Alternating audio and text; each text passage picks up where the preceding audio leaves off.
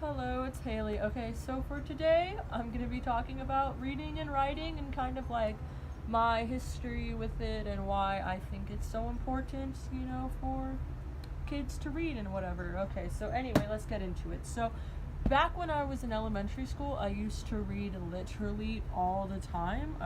It was my favorite thing to do. I remember I would always go to the library. I had like this library card, and I'd always drag my mom to take me to the library because I needed to read. Even on summer vacation, I would go to the library, check out a giant stack of books. I think like the limit of books you could check out at a time was like 15 or something. So I would do that. And most of the time it was like history books on like George Washington or Abraham Lincoln, boring stuff like that. I don't know why I was so interested in it as like an 8-year-old, but I was. Anyway, so I would end up doing book reports over the summer and have my mom like read them because I don't know, I thought it was important to keep up with writing and reading even over summer because I thought if I didn't, I would lose all the information I had gained from school and that I would forget how to write for I don't know. So I would always write these book reports. But as I got older, I noticed that it wasn't really the same anymore. I never found myself going to the library. I never read. I didn't like writing that much. I mean, I could write an essay no problem back then. Like, it was easy. I would just kind of write whatever I was thinking, and then there was that. But I never read unless I had to. Like, unless it was for school, I did not read. But then, when I got into, like, 6th grade, I started reading these things, which are called manga. And it's a Japanese like anime book, and it's really fun and it has lots of pictures and it's like really interesting to me, and I have like a whole bunch.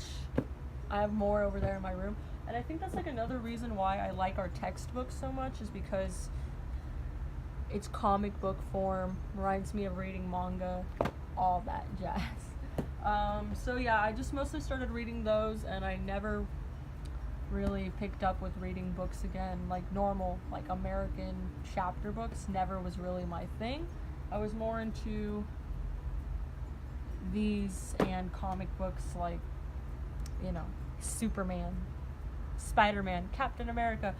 But yeah.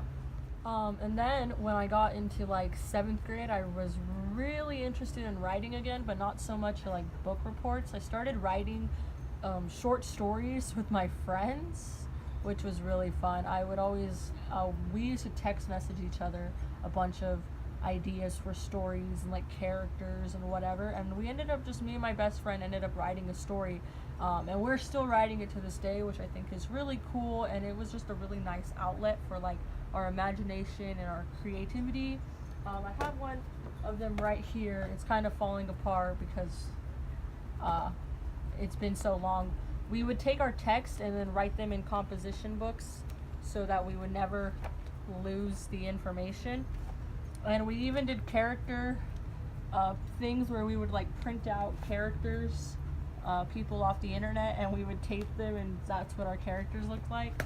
We started doing that because mostly we never thought of the same thing, but we each created our own characters, and we wanted them to look a certain way. So we would end up printing out pictures so that we would both picture the same person, the same thing.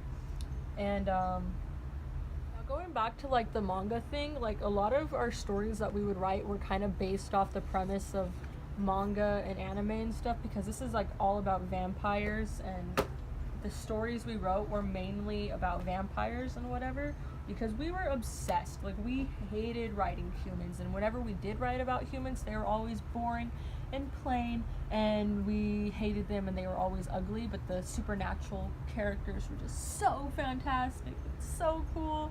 I don't know, I think that just means that we really wanted to like escape from the real world and just become these cool creatures that did not exist. I don't know. And Stephen King, even, for example, like talked about how we don't really see the same exact thing, but we do see like kind of the same concept, I guess you could say, but we don't actually all see the exact same thing. And that's kind of why we started to put together these character development sheets and all of this jazz, and we started using a bunch of descriptions just to make sure that like we were seeing the same kind of thing and we got the same idea, and it was kind of crazy. But then in 2014 or something, I got super into fan fiction. Okay, there was this website called Wattpad that you could go on, and you could literally read any fan fiction that you wanted.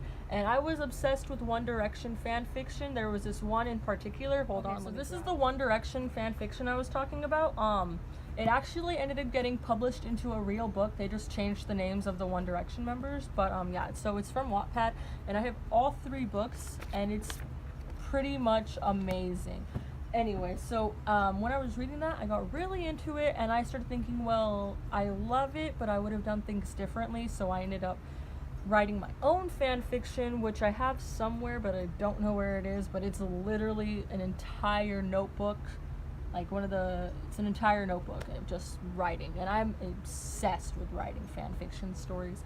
It's probably my favorite thing to do, and I think it's fun. I think it's cool that you can take like people that have literally no resemblance to your characters. You could take real people and turn them into a completely different person. You can make stories up and all kinds of crazy things, which is really cool. There was one author in general that really like stuck with me. His name was R.L. Stine, and he used to write the Goosebumps books, which was like probably my favorite series back when I was a kid. And I think R.L. Stine in general is just like a really good author, and he kind of is the reason why I started to love reading, because his books are really scary, and he made me fall in love with the horror like genre, like scary things. He made me fall in love with them. And I think it's like important for kids to have that when they like grow up. Like I think it's important that kids just read, and like I don't know how to say. I think it's important for kids to read, because without reading, it's like a really good way to it's like a good way to be creative and get thoughts in your mind, and it kind of opens you up to new things, like things you wouldn't think about, and it just gives you a creative outlet. Reading and writing is like a very good way to express your creativity, and it makes you think about things in a different perspective, which I think is really good. And reading is a nice way for kids to expand their mind, open their mind to different horizons. And I think that's why my thing is so important, like my history with reading and writing, because, it just kind of shaped my love for writing. By reading all those books and writing book reports, and then writing stories with my friends and writing fan fiction, it really made me appreciate and have like a different kind of love for writing. I don't really like writing essays or anything, but I think that essays are kind of important, and I do love writing even though I'm not very good at it. So yeah, that's my history with reading and writing.